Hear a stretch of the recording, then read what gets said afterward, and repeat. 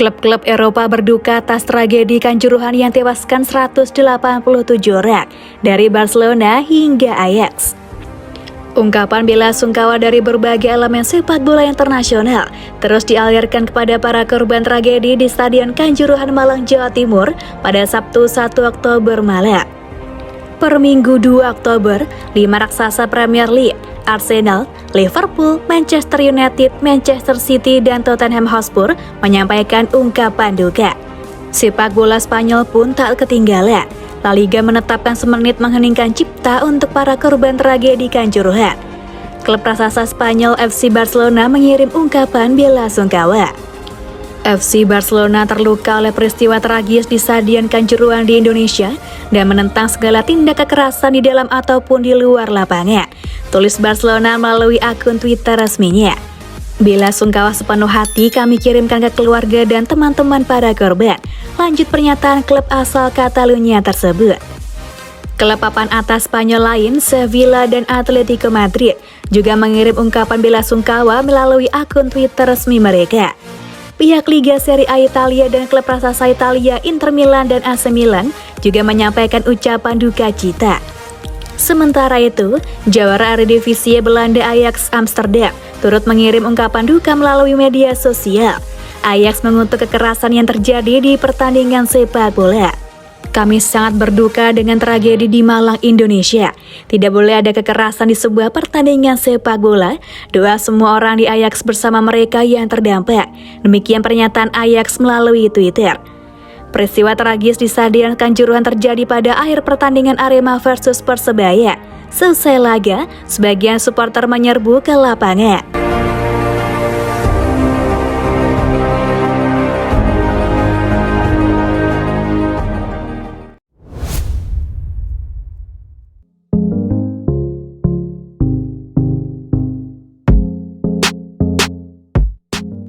Menang dramatis, Rossoneri naik ke posisi 3. AC Milan berhasil membungkam Empoli dengan skor tipis 3-1 dalam duel pekan ke-8 Serie A 2022-23.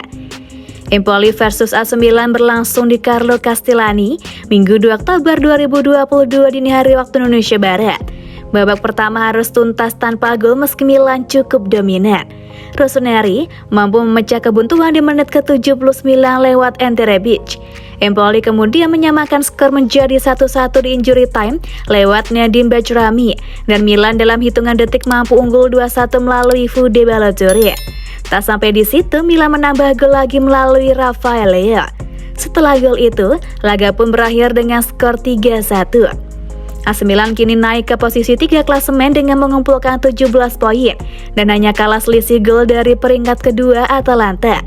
Sedangkan Empoli menempati urutan ke-14 dengan 7 poin.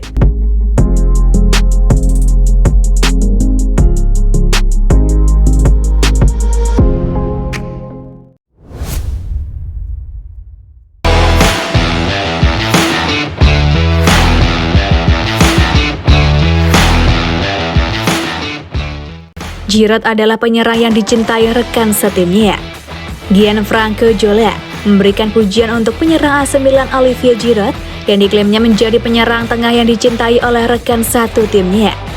Mantan striker Napoli dan Parma itu bekerja dengan pemain Prancis itu pada musim 2018-19 ketika ia menjadi asisten pelatih Maurizio Sarri di Chelsea.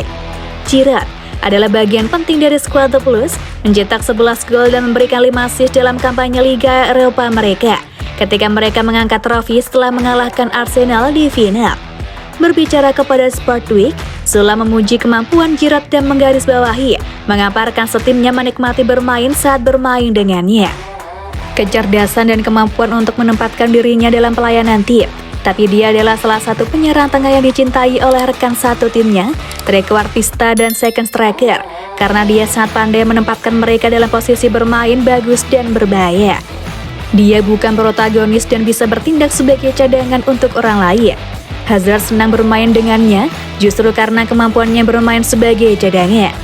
Zola kemudian menyinggung beberapa kualitas khusus Giroud. Sangat bagus dalam menembak pada tendangan voli dan dari titik penalti. Sebelum itu, dia sangat bagus dalam mendapatkan ruang untuk melakukannya.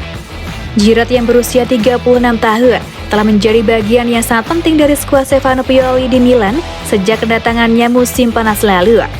Pemain Prancis itu mencetak 11 gol dalam 29 penampilan Serie A musim lalu, membantu Rossoneri mengamankan Scudetto pertama mereka dalam satu dekade. Adapun musim ini, Giroud didorong ke peran utama di lini depan karena cedera yang diderita oleh Zlatan Ibrahimovic, Divock Origi, dan Ante Rebic.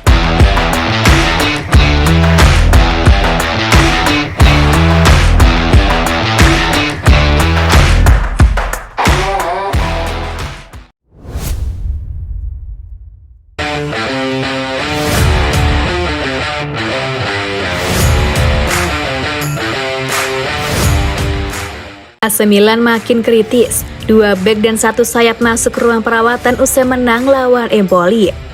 Kondisi tim raksasa Liga Italia AC Milan semakin mengenaskan usai 3 pemain tumbang karena cedera di laga melawan Empoli pada hari Minggu 2 Oktober dini hari waktu Indonesia Barat. AC Milan kembali menghadapi kesialan usai beberapa pemain kembali cedera usai laga Liga Italia melawan Empoli pada hari Minggu 2 Oktober dini hari waktu Indonesia Barat. David Calabria, bek kanan andalan AC Milan sekaligus kapten tim, terkena cedera hamstring yang nampak serius dalam pertandingan tersebut. Calabria menjadi bek sayap Rossoneri selanjutnya yang masuk ruang perawatan setelah Alessandro Florenzi, bek kanan pelapis milik Rossoneri yang juga masih dirawat karena cedera yang sama.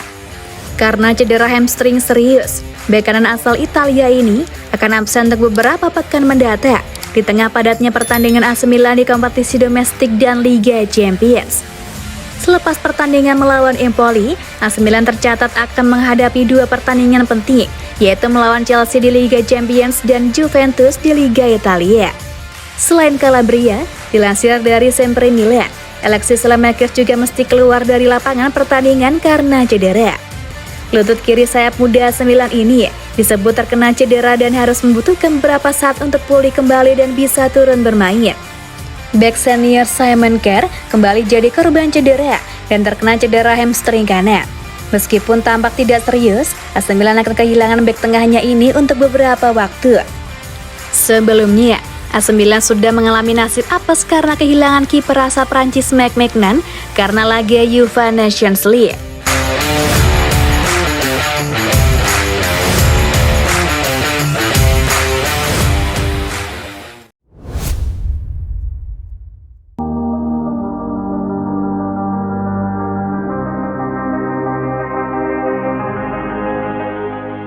Dalam 3 tahun, AC Milan kurangi kerugian finansial mencapai 130 juta euro. Kabar dari Italia mengatakan jika AC Milan telah berhasil mengurangi kerugian finansial mereka sekitar 130 juta euro selama 3 tahun terakhir, sebuah tanda peningkatan stabilitas klub setelah era Lee Yong-ho. La Gazzetta dello Sport merinci bagaimana Rossoneri mengalami kerugian bersih sekitar 73 juta euro pada tahun keuangan 2016-17, tahun terakhir dari waktu Silvio Berlusconi bertanggung jawab atas klub. Setahun kemudian, dengan kepemimpinan Lee Yong-ho, angka ini naik menjadi 126 juta euro dan akan terus meningkat di bawah manajemen Paul Singer dan Elliott Management.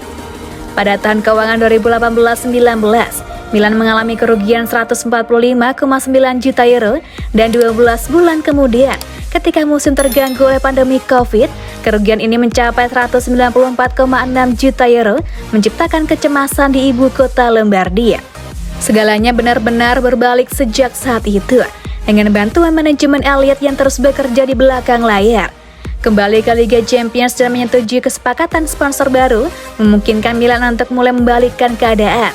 Terlihat di neraca finansial klub musim 2020-2021 ketika kerugian Milan tercatat sebesar 96,4 juta euro. Dalam laporan finansial klub terbaru, AC Milan melaporkan kerugiannya hanya sebesar 66,5 juta euro, penurunan 130 juta euro dibandingkan 3 tahun lalu. Rossoneri kini telah kembali ke level teratas sepak bola Italia dan menemukan pijakan mereka di Liga Champions sekali lagi, sebuah kompetisi yang gagal diikuti dalam 1 dekade terakhir. Gary Cardinale dan Redbird sekarang menjadi pemilik klub, menyelesaikan pengambil alihan 1,2 miliar euro awal tahun ini. Dan saran mereka bahwa AC Milan adalah raksasa tertidur adalah tanda bahwa hal-hal besar masih akan datang.